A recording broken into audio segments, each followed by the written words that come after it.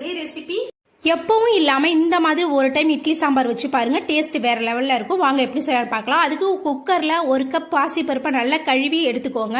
இது கூடவே சின்ன வெங்காயம் ஒரு 10-15 அது கூட உரிச்சு சேர்த்துக்கோங்க.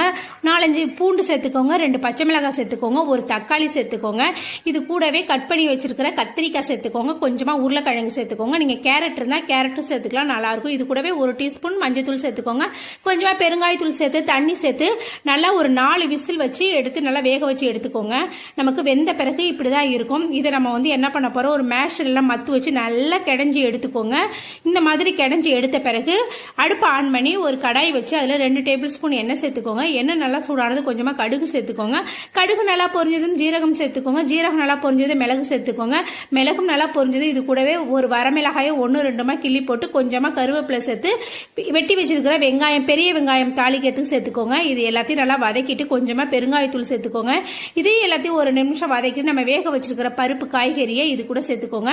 இது கொதிக்கிற நேரத்தில் ஒரு கடாயில 1 டீஸ்பூன் ஜீரகம், 1 டீஸ்பூன் மிளகு இது எல்லாத்தையும் நல்லா பொன்னிறமா வறுத்து மிக்ஸி ஜார்ல இந்த மாதிரி குறை அரைச்சு அந்த கொதிக்கிற பருப்பு காய்கறி கூட சேர்த்து கிளறி விட்டுக்கோங்க.